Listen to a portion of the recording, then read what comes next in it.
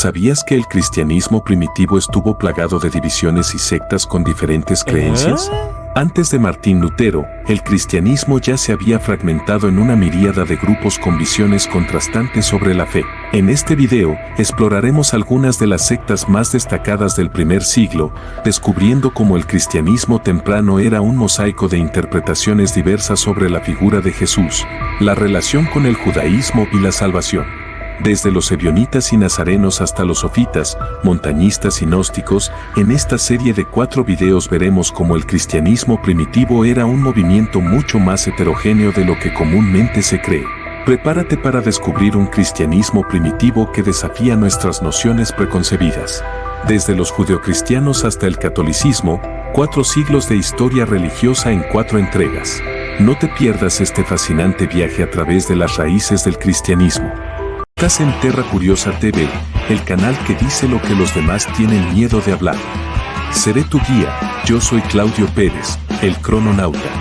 En cualquier parte del video, si es de tu agrado, puedes suscribirte y activar la campanita de las notificaciones para que no te pierdas nuestras próximas entregas. Sin más preámbulos, comencemos. Los grupos cristianos del primer siglo, como los judeocristianos, ebionitas, nazarenos y las primeras formas de gnosticismo, forjaron la base del cristianismo primitivo al ofrecer diversas interpretaciones de la figura de Jesús y sus enseñanzas.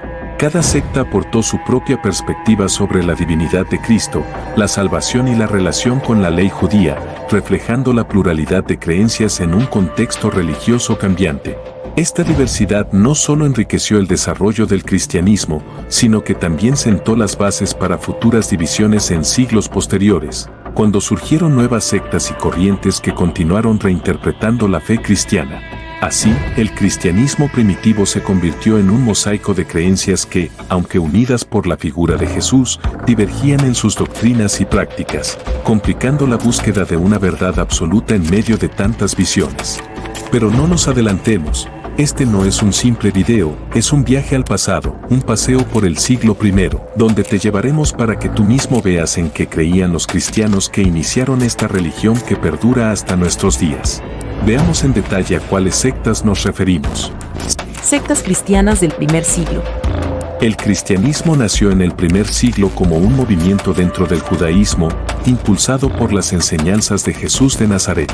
En sus propias palabras, Jesús no pretendía fundar una nueva religión, sino que creía firmemente en el judaísmo, en la ley, la Torá y los profetas. No piensen ustedes que he venido para abolir la ley o los profetas. No he venido para abolir, sino para cumplir. Porque de cierto les digo que, mientras existan el cielo y la tierra, no pasará ni una jota ni una tilde de la ley, hasta que todo se haya cumplido. Mateo capítulo 5 versículos 17 y 18.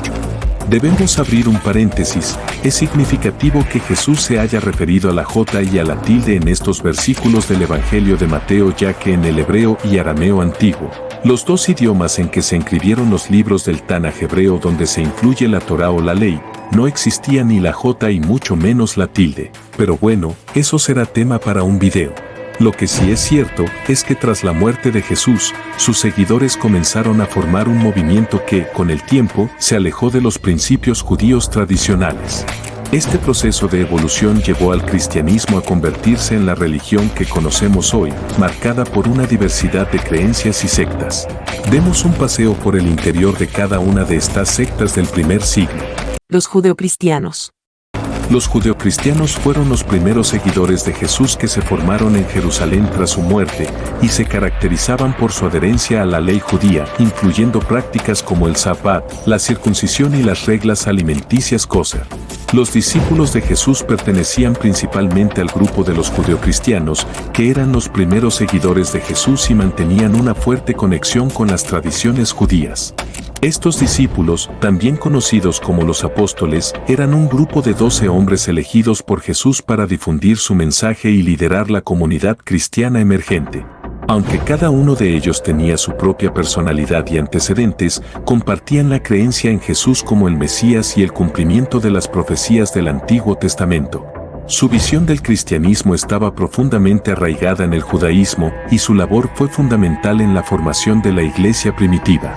Para ellos, Jesús era el Mesías prometido en las escrituras hebreas y su misión se entendía como la culminación de la profecía judía.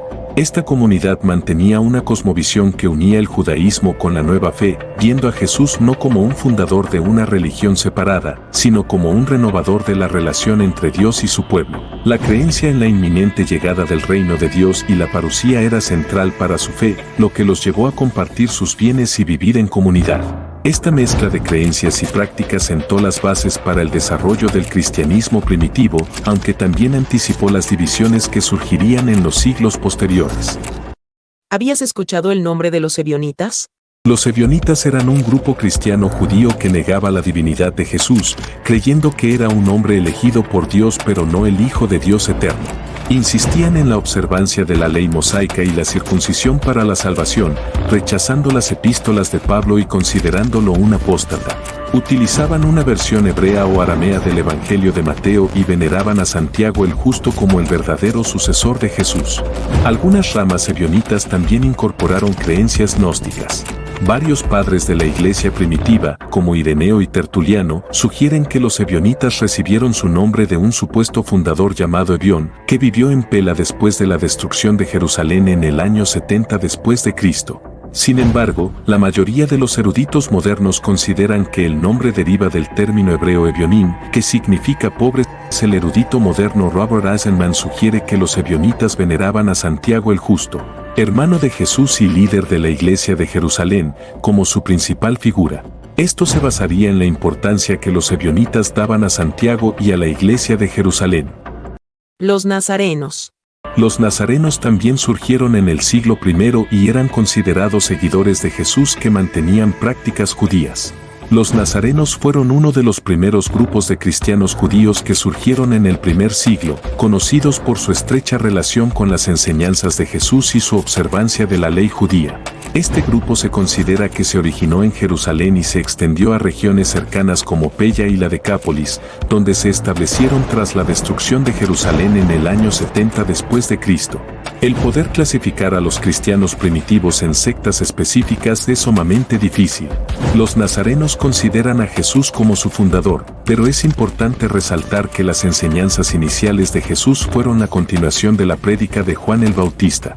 Aunque Juan el Bautista comenzó su ministerio primero que Jesús, él se considera como parte integral de esta secta. Los nazarenos creían en la divinidad de Jesús, lo reconocían como el Mesías y mantenían prácticas judías, como la circuncisión y la observancia del Sabbat, a diferencia de otros cristianos gentiles que se alejaron de estas tradiciones. Aunque eran considerados una secta por algunos, su cosmovisión integraba tanto el judaísmo como la fe en Cristo, lo que les permitió atraer tanto a judíos como a gentiles en su comunidad. Y un alto ahí. Si te está gustando este contenido, te invito a que apoyes este canal simplemente suscribiéndote y activando la campanita de las notificaciones. No seas parte del 90% de los que consumen nuestros contenidos sin estar suscritos. Dale me gusta, el algoritmo de YouTube nos recomendará a otras mentes curiosas como tú. Gracias anticipadas. Ahora sí, continuamos. El gnosticismo, dueños del conocimiento. El gnosticismo emergió en los primeros siglos de la era cristiana, específicamente a partir del siglo I después de Cristo. Este movimiento religioso y filosófico se desarrolló en un contexto de influencias diversas, incluyendo el pensamiento griego, las tradiciones judías y las corrientes místicas del Oriente. Aunque sus raíces son complejas y a menudo debatidas, se considera que el gnosticismo comenzó a tomar forma en el entorno del cristianismo primitivo, coexistiendo con otras corrientes de pensamiento religioso. Los gnósticos sostenían la creencia en un Dios supremo y trascendente, así como en la existencia de un mundo material creado por un demiurgo inferior, lo que reflejaba una visión dualista del universo. Su énfasis en el conocimiento espiritual, o gnosis, como medio para alcanzar la salvación, los diferenciaba de la corriente principal del cristianismo, lo que llevó a su eventual condena como herejía por parte de la Iglesia Católica. Si quieres conocer más sobre los gnósticos, te voy a dejar un enlace en la descripción de un video súper interesante sobre estos amantes del conocimiento. Pablo de Tarso, el disidente de los 12 apóstoles. Pablo de Tarso no se puede considerar parte del grupo de los judeocristianos, ni de ningún otro, a pesar de que tuvo interacciones con ellos. Originalmente, Pablo era un fariseo que perseguía a los seguidores de Jesús, pero tras su cuestionada conversión, se convirtió en un defensor del cristianismo. A diferencia de los judeocristianos y otros grupos que mantenían la observancia de la ley judía, Pablo predicó que la ley no se aplicaba a los gentiles y que la salvación se obtenía a través de la fe en Cristo, sin necesidad de seguir las prácticas judías como la circuncisión. Pablo fue visto como un apóstata por algunos judíos y a consolidar una interpretación del cristianismo que se alejaba de sus raíces judías, lo que contribuyó a la expansión del cristianismo entre los gentiles y a la eventual separación del judaísmo. Esta postura radical llevó a algunos a considerarlo el fundador de una nueva corriente dentro del cristianismo, conocida como cristianismo paulino, que enfatizaba la fe en Cristo y el amor por encima de la ley. Su enfoque inclusivo y su interpretación de la figura de Jesús como el Mesías y el Hijo de Dios marcaron un giro significativo en la evolución del cristianismo, estableciendo las bases para su expansión más allá de las fronteras judías. La doctrina de Pablo, coqueteando con la ortodoxia católica. Las afirmaciones, discusiones e imposiciones de Pablo de Tarso sobre los apóstoles que Jesús había instituido durante su vida provocaron una verdadera revolución en el cristianismo primitivo. Pablo, al enfatizar la fe en Cristo por encima de la observancia de la ley, introdujo un cambio radical que llevó a la creación de una nueva doctrina conocida como el cristianismo paulino. Este enfoque no solo desafió las creencias arraigadas de los primeros seguidores de Jesús, quienes mantenían una fuerte conexión con la ley y los profetas, sino que también abrió las puertas a la inclusión de los gentiles en la comunidad cristiana. A través de sus epístolas y su predicación, Pablo se convirtió en una figura clave en la formación del cristianismo tal como lo conocemos hoy, sentando las bases para una fe que trasciende las fronteras culturales y religiosas. Por lo tanto, se puede afirmar que el primer padre del cristianismo moderno se debe a Pablo de Tarso, cuyas enseñanzas y visiones han perdurado a lo largo de los siglos y continúan influyendo en la teología cristiana contemporánea. Más de 2 siglos después, las características de la nueva doctrina creada por Pablo de Tarso encajaron perfectamente con los objetivos del emperador Constantino para unificar su imperio. Al promover un cristianismo inclusivo, donde todos tuvieran cabida, Pablo sentó las bases para una religión que podía atraer a diversas comunidades.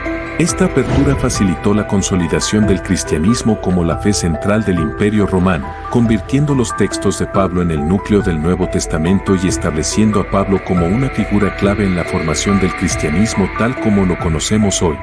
Lo que nos toca tratar de entender. Desde sus inicios, el cristianismo nunca fue una religión homogénea. Los mismos apóstoles presentaban cosmovisiones diversas sobre temas fundamentales como la naturaleza de Cristo, la relación con la ley judía y el camino hacia la salvación.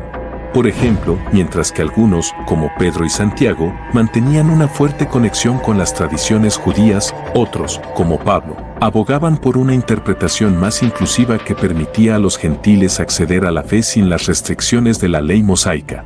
Esta diversidad de pensamientos y prácticas reflejan no solo las distintas experiencias culturales y sociales de los primeros cristianos, sino también la riqueza del mensaje de Jesús, que resonaba de maneras únicas en diferentes contextos.